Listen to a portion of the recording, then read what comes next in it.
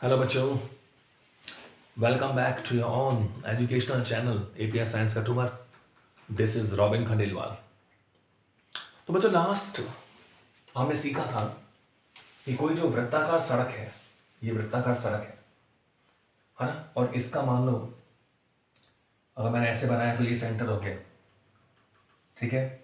तो ये सेंटर हो गया हमारे पास, और यहाँ मान लो कोई वाहन है,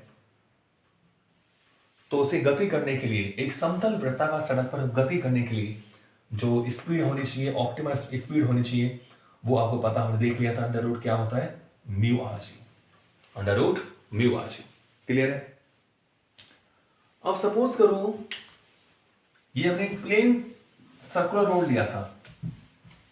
अब क्या करते हैं, सड़क का जो बाहरी किनारा है उसे थोड़ा ऊपर उठा दें। यानी अब प्लेन नहीं हो तो जो किनारे को ऊपर उठाना बोलते हैं उसे बोलते हैं करवट। तो आज का टॉपिक हमारा यही रहेगा कि करवट वाली सड़क पर, करवट वाली वृत्ताकार सड़क पर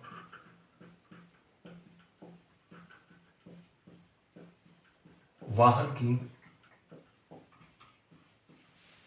करवट वाली वृत्ताकार सड़क पर वाहन की इष्टतम चाल, वाहन की इष्टतम चाल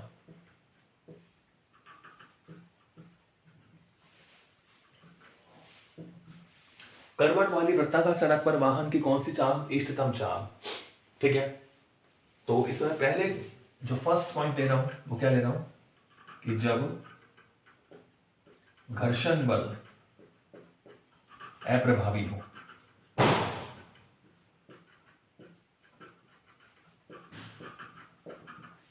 पहला टॉपिक में इसमें पहला पॉइंट क्या ले रहा हूं कि जब जो घर्षण बल है वो कैसा हो भाई? वो अप्रभावी हो। घर्षण बल कैसा हो? अप्रभावी। तो बच्चों मैं इस तरह मान के चल रहा हूं, देखो जैसे ये मेरी करवट वाली सड़क है, इस तरह। तो अब इसका बाहरी किनारा उठा हुआ है। तो कहने का मतलब क्या हुआ कि जो करवट वाली सड़क है उसका बाहरी किनारा हमने क्या करा? थोड़ा सा ऊपर उठा दिया है। ठीक है ना। तो यानी इसको देखो, मैं उठाने का मतलब ये हुआ कि ये तो समतल हो गई और ये उठा दे थोड़ा एंगल थीटा। तो इसको मैं देखो अलग से बस केवल एक इंक्लाइंड प्लेन बना रहा हूं ताकि क्लियर हो जाए आपको। तो सपोज करो ये हमारी करवट वाली सड़क है, इस तरह थीटा एंगल पर। कितना एंगल है भाई? थीटा। ये सेंटर है सड़क का, ये क्या हो गया? सेंटर। तो जब घर्षण बल अप्रभावी हो, यानी जब घर्षण बल नहीं लग रहा है, एंगल थीटा है, करवट वाली सड़क बोलते हैं। तो करवट वाली सड़क का मतलब क्या होता है? करवट का मतलब होता है कि सड़क के बाहरी किनारे को, सड़क के बाहरी किनारे को थोड़ा ऊपर उठाना करवट कहलाता है।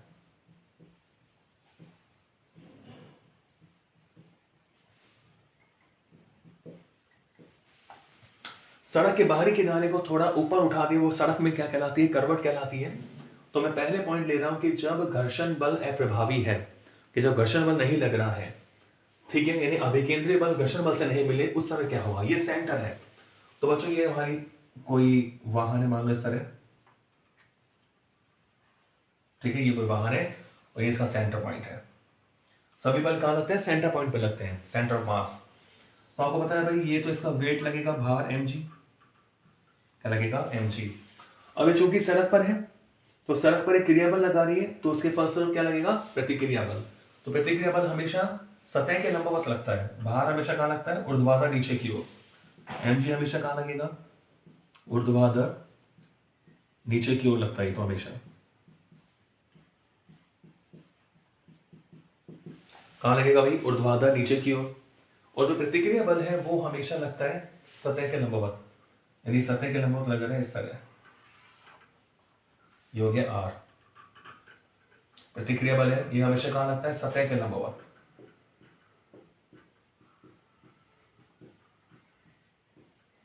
कहां लगेगा भैया? सतह के लंबवत। ठीक है।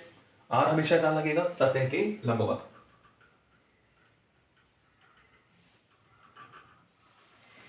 तो अब देखिए यहां पर कौन वेट को संतुलित करेगा और कौन देगा अभिकेंद्रीय बल। हमें पता है कि जो सेंटर की ओर लगेगा वही हमें अभिकेंद्रीय बल देता है। तो बच्चों इसको मैं कुछ घटकों में देखो बांटू, तो अगर इसको मैं इस तरह घटक बना लूं, ये एंगल थीटा है तो ये भी क्या होगा थीटा, ठीक है बच्चों, और ये इस तरह, तो ये सेंटर की ओर लग रहा है। तो देखिए आर का ये जो घटक है आर कॉस थीटा, और ये लंबवत दिशा में घटक क्या होगा R sine theta, R cos theta और आर साइन थीटा। समझ रहे हैं एक बार, आर कॉस थीटा और आर साइन थीटा। तो सेंटर की ओर तो कौन सा लग रहा है आर साइन थीटा, और बाहर को कौन संतुलित कर रहा है आर कॉस थीटा। तो हम क्या लिख सकते हैं इस डायग्राम से, इस चित्र से हम लिख सकते हैं कि R cos theta is equal to किसके बराबर है भाई एम जी के बराबर है, इक्वेशन नंबर 1। और ये जो आर साइन थीटा है वो लग रहा है केंद्र की ओर, तो यही हमें क्या देगा अभिकेंद्रीय बल देगा, यानी आर साइन थीटा क्या प्रदान करेगा अभिकेंद्रीय बल, क्योंकि सेंटर की ओर लग रहा है, अभिकेंद्रीय बल ये देगा हमें। जो फोर्स सेंटर की ओर लगता है वही हमें क्या देता है अभिकेंद्रीय बल देता है। और ये हमने पढ़ा हुआ है कि वृत्ताकार पथ पर गति करने के लिए जो अभिकेंद्रीय बल की हमें क्या होती है आवश्यकता होती है। तो अभिकेंद्रीय बल अलग अलग तरीके से सप्लाई होता है। यहां पर जो अभिकेंद्रीय बल है वो कौन देगा आर साइन थीटा, क्योंकि सेंटर की ओर लग रहा है। तो वो भी आप जानते हो कि जो आर साइन थीटा होगा, अभिकेंद्रीय बल क्या होता है M V square upon R, equation number 2। अभिकेंद्रीय बल क्या होता है M V square upon R. तो यहां से हम एक ऑप्टिमम स्पीड निकाल सकते हैं। देखो मुझे v निकालना है तो मैं 2 में 1 का भाग दे दूं, तो समीकरण 2 डिवाइडेड बाय इक्वेशन नंबर 1, 2 में 1 हमने क्या दे दिया भाग दे दिया। तो आप देख रहे हैं यहां से कि M V square upon R upon M G है, और ये हो गया R sine theta upon R cos theta. देखो बच्चों एम से एम कट गया, आर से आर कैंसिल हो गया, तो यहां से हमें मिल जाता है V square upon R G is equal to tan theta. ठीक है, V square upon R G क्या मिलेगा टेन थीटा। तो यहां से जो v की वैल्यू हमें मिल रही है, यानी वी स्क्वायर हमें मिल गया, क्रॉस मल्टीप्लाई कर दो, आर जी को ऊपर ले जाओ, तो ये हो गया बच्चों आर जी टेन थीटा। क्या हो गया आर जी टेन थीटा, यानी V square is equal to क्या हो गया आर जी टेन थीटा। हमें v चाहिए, तो v की वैल्यू थीटा करवट कोण वाली सड़क पर जो ऑप्टिमम स्पीड होती है वो क्या होती है रूट आर जी ten theta, equation number 3। Theta करवट कोण वाली सड़क पर, थीटा करवट कोण वाली सड़क पर जो वाहन की ऑप्टिमम स्पीड होती है, यानी जो इष्टतम चाल होती है v इज इक्वल टू वो क्या होती है अंडर रूट आर जी टेन थीटा। क्या होता है भाई रूट आर जी टेन थीटा, समझ गए। थीटा करवट कोण वाली सड़क पर वाहन की इष्टतम चाल v इज इक्वल टू क्या होता है रूट आर जी टेन थीटा। इक्वेशन नंबर कौन सी हो गई ये 3, v इज इक्वल टू क्या होता है भाई रूट आर जी टेन थीटा। ठीक है, अब हम देखेंगे कि अगर इस चाल से वो चल रहा है तो यह घर्षण अप्रभावी हमने मानकर इसकी कैलकुलेशन की है। अगर मान लो इससे अधिक चाल से वो चले तो अधिकतम कितनी हो सकती है जो सेफ रहे, मैक्सिमम सेफ्टी स्पीड, और इससे अगर न्यूनतम चाल से वो चले तो न्यूनतम कितना होना चाहिए जिससे वो सेफ रहे, तो उस समय घर्षण बल प्रभावी होगा। तो v is equal to under root R ji ten theta. तो अब हम बात करेंगे अधिकतम और न्यूनतम सुरक्षित चाल की, इसमें घर्षण बल भी क्या होगा प्रभावी होगा। ठीक है, तो ये फॉर्मूला आ गया v is equal to under root R ji ten theta. अब देखते हैं सेकंड नंबर,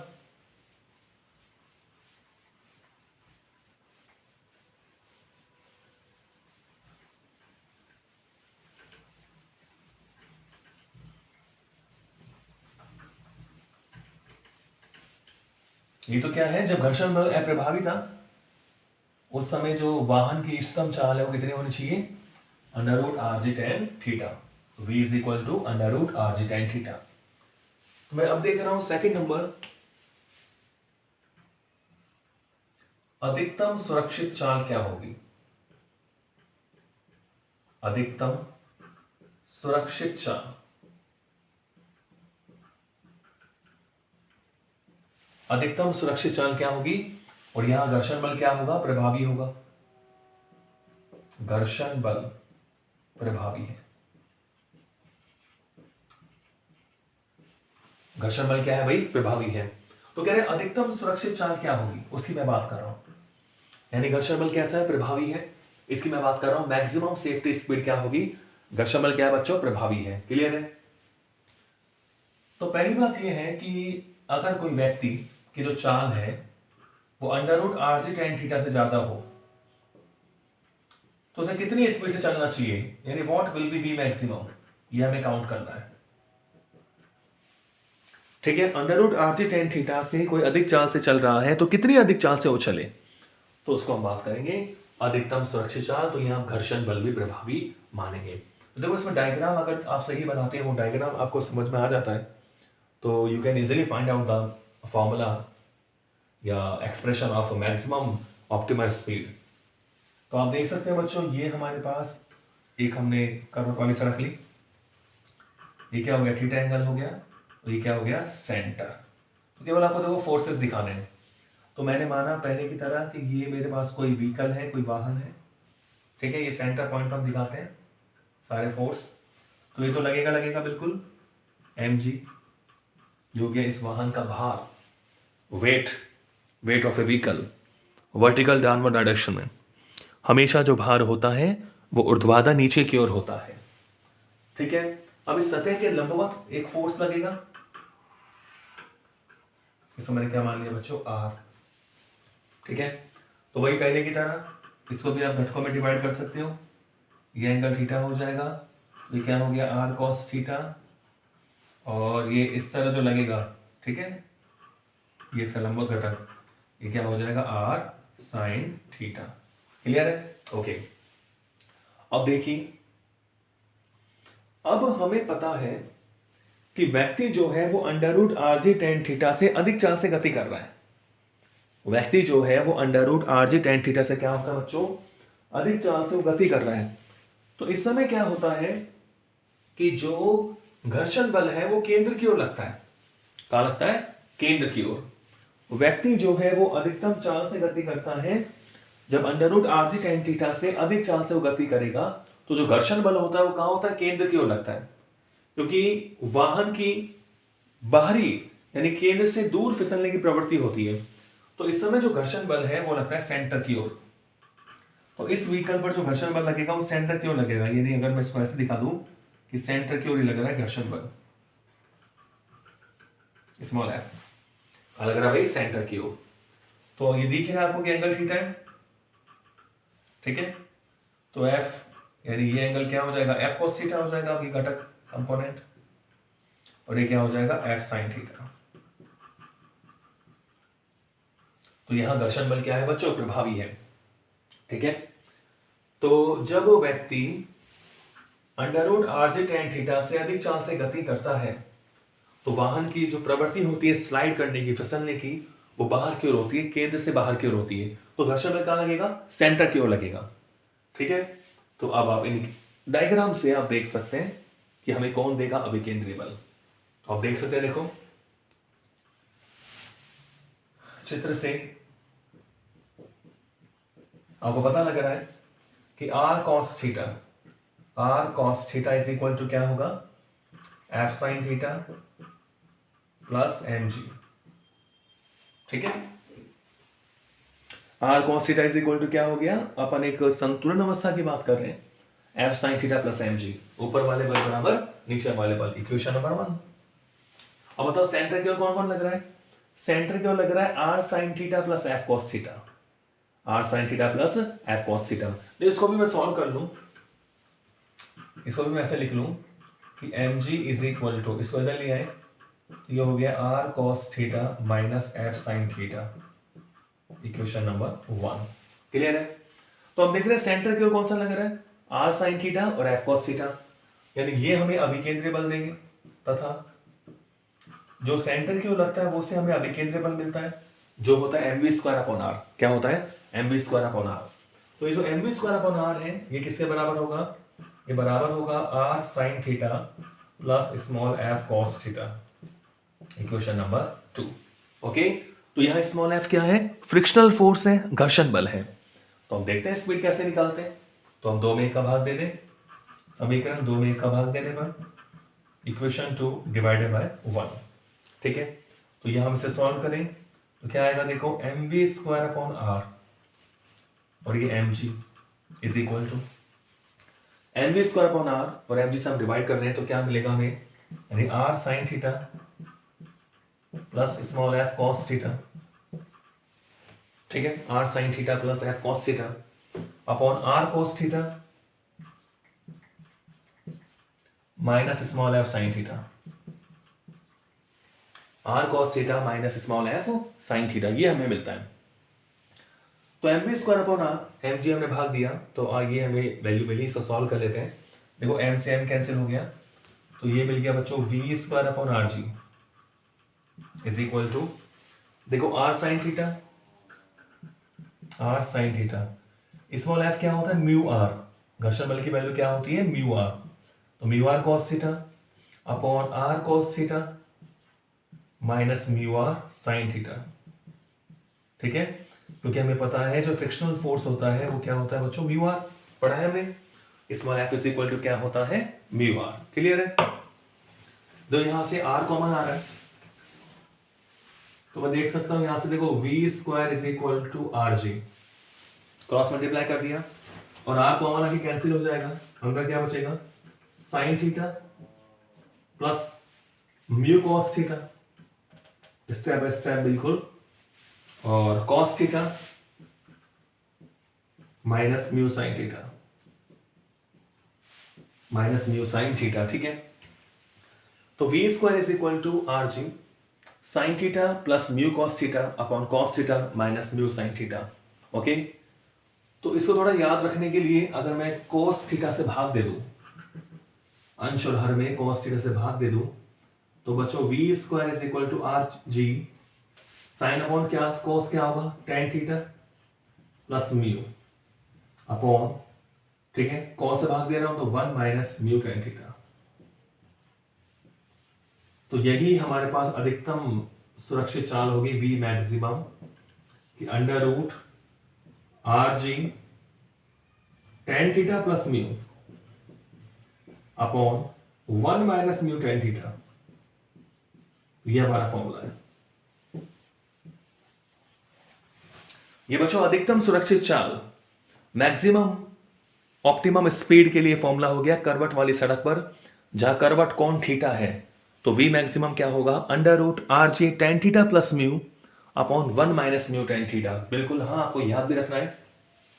स्मॉल आर क्या है, वृत्ताकार सड़क की त्रिज्या, स्मॉल जी गुरुत्वीय त्वरण है, थीटा करवट कोण है, म्यू क्या है, घर्षण गुणांक। तो v maximum speed on a banked road, circular banked road, तो क्या फॉर्मूला होगा, v maximum is equal to under root R ji ten theta plus mu upon 1 minus mu tan theta, clear है।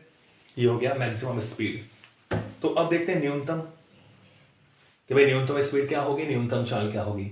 तो क्लियर है, ध्यान रखें कि जब कोई भी वाहन करवट वाली सड़क पर अंडर रूट आर जी टेन थीटा से अधिक चाल से गति करता है तो उसकी जो फिसलने की प्रवृत्ति होती है वो होती है केंद्र से बाहर की ओर। कहां होती है, केंद्र से बाहर की ओर, यानी जो घर्षण बल लगेगा वो लगता है सेंटर की ओर। कहां लगेगा, सेंटर की ओर लगेगा, ठीक है। तो अब हम देखें न्यूनतम सुरक्षित चाल, थर्ड नंबर देख रहा हूं मैं, न्यूनतम सुरक्षित चाल।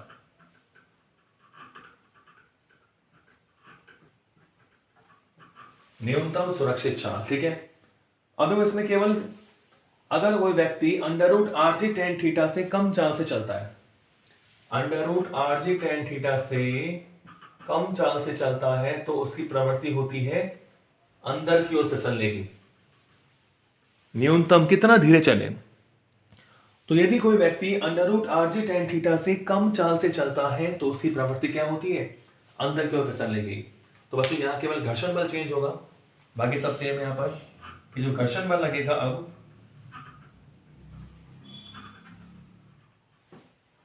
वो लगेगा केंद्र से बाहर की ओर। जो बाकी सब सेम है इसमें, तो ये हमारा घटक था, एक तरह ये वस्तु थी।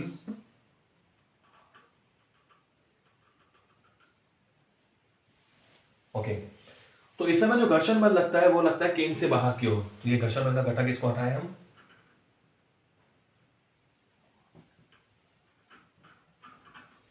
केंद्र से बाहर की ओर, ठीक है, तो सब सेम था ही। तो न्यूनतम सुरक्षित चाल का मतलब है कि अगर कोई व्यक्ति √RG tan theta, √RG tan theta से कम चाल से चलता है तो वाहन की प्रवृत्ति होती है केंद्र की ओर।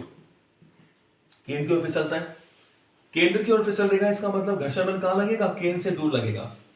घर्षण बल कहां लगेगा बच्चों? फ्रिक्शनल फोर्स कहां लगेगा? केंद्र से दूर लगता है, ठीक है।